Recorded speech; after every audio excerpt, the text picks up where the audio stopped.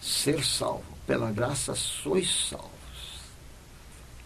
mediante a fé, por meio da fé. Então a fé é apenas um meio de salvação, não é a causa. Agora, cabe a ilustração que mostra que a fé não causa salvação de ninguém. Eu uso como ilustração o que aconteceu com Cristo crucificado. Cristo preso à cruz recebeu um desafio daqueles judeus maldosos, maus, que clamaram: crucifica-o, crucifica-o. Assim clamaram ao governador Pilatos, desejando que este lavrasse a sentença de condenação de Jesus Cristo.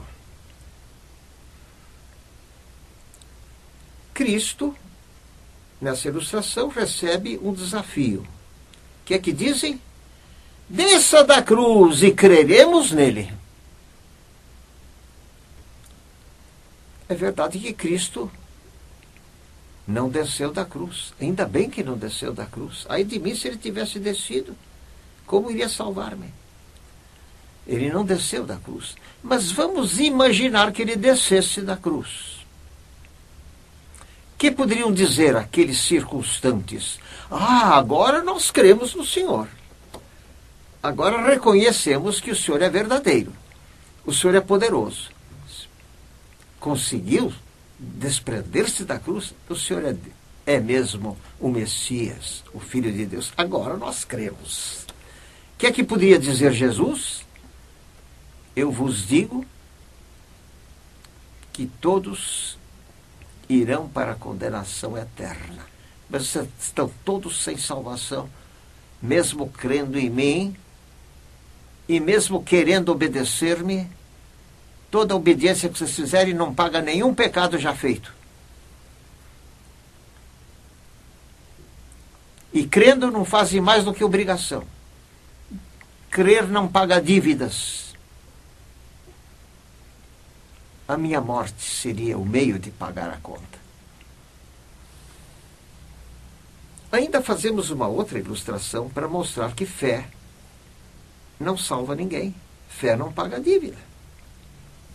É a ilustração do dentista. Imagine-se um moço a tratar dentes por um período de um mês e no fim sai dizendo que não vai pagar nada. O dentista reclama: como não vai pagar a conta? Não, senhor dentista, porque afinal de contas eu creio muito no senhor. O senhor é um excelente profissional. O que vai dizer o dentista? Paga o que me deve. Fé não paga dívida. Então não é a fé a causa da salvação. Estamos repetindo, enfatizando essa realidade. Porque muita gente acha que tem direito ao céu, ao lugar no paraíso, só porque é crente. Ah, eu sou crente, eu tenho direito. Eu já ouvi gente dizer assim até ao crente: você tem direito. Reivindica os teus direitos. Você tem direito de cura, você tem direito disso e daquilo. Empurra Deus na parede, coloca Deus em aperto, como se dizer. Aperte a Deus, cobre dele. Você é crente, você tem direito à cura divina. Reclama de Deus o teu direito. Eu já vi gente tomar essa atitude. E gente que se diz evangélica. Temos nós algum direito, mesmo como salvos? Pela graça sois salvos, mediante a fé. A fé é necessária, mas não é ela a causa da salvação. Era como se, usando outra ilustração, era como se eu oferecesse um relógio a um pobre, a um menino pobre, está querendo tanto possuir um relógio. E por misericórdia, eu ofereço a ele um relógio. Ofereço de presente, de graça. Apenas eu ponho uma condição para ele receber o relógio. É a condição de aceitar o presente. Aceitar. E manifeste isso, crendo no meu oferecimento, crendo em mim como doador do relógio. Então venha buscar, está aqui. Se ele não tiver fé no que diz o ofertante, ele nem sai do lugar. Se ele tiver fé, ele procura o relógio. E vamos supor que ele procure o relógio e outro diga: ah, eu também vou lá. Se eu der um relógio para ele, então o senhor tem que dar um relógio para mim, porque eu também vim. O que vai dizer o ofertante? Ué, eu dei a ele, não é porque eu devesse alguma coisa a ele. E você vem a mim exigindo o relógio também? Eu dei por misericórdia. Eu quis usar de misericórdia com ele. Agora eu sou obrigado a dar do que é meu a alguém? Estou fazendo isso não porque ele mereça. Esse é um menino mau. Ele já quebrou minha vidraça. Já me xingou vendo-me na rua. Mas eu, por amor a ele, com dó dele, ainda ofereci o relógio. Foi tudo de graça. Ele não fez nada para merecer. O fato dele chegar a dar uns passos não o faz credor de nada. Ele apenas manifesta que ele acreditou. Agora eu exijo que ele manifeste fé. Isso eu exijo. Mas não é por causa da fé que eu resolvi dar o relógio. Eu resolvi dar antes dele crer em mim ou crer em coisa alguma. Assim é a salvação. Não é por causa da minha fé em Jesus que Deus forjou o plano de salvação no passado, já que esse velho vai um dia crer em Jesus, eu tenho obrigação de formar um plano de salvação? Não, jamais. Deus não deve nada ao pecador. É bom que reafirmemos isto. Pela graça sois salvos mediante a fé, por meio da fé.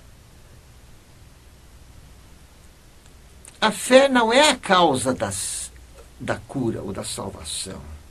A fé é o meio de chegar ao Salvador, ou ao médico dos médicos, que é Cristo. Se eu não tiver fé em Cristo, eu não o procuro, não me chego a Ele. Nem o aceito a entrar na minha vida e fazer a operação espiritual da salvação. Então Deus exige o meio da fé. O Salvador é sempre Deus, é Jesus. Ele é o Salvador.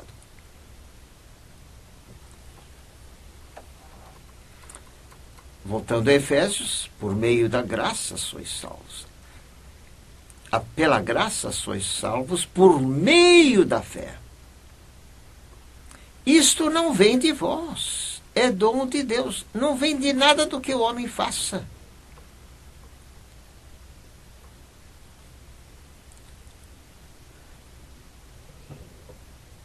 Mas Cristo não disse que só entra quem faz? Sim, voltando agora a Cristo, o que ele disse. O fazer não me dá direito a entrar no reino. O fazer a vontade do Pai. Primeiro, o homem não consegue fazer a vontade de Deus, a vontade do Pai que está nos céus, como a justiça de Deus exigiria se fosse a salvação por obras de obediência. Deus não iria salvar o homem da dívida, pagando metade do preço. Se é para pagar, então que pague inteiro. Se é para salvar-se por obediência, então que seja obediência completa e perfeita. E quem é entre os homens que teria obediência completa e perfeita? Ninguém.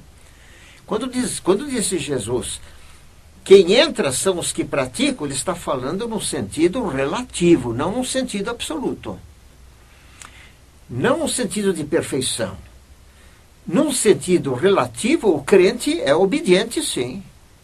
Comparado com o ímpio, ele é recebido no sentido relativo de uma pessoa obediente ao Pai. Ele é praticante da vontade de Deus.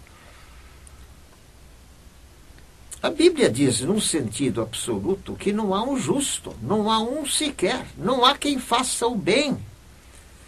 Não há nenhum só. Isso disse Paulo na Epístola aos Romanos,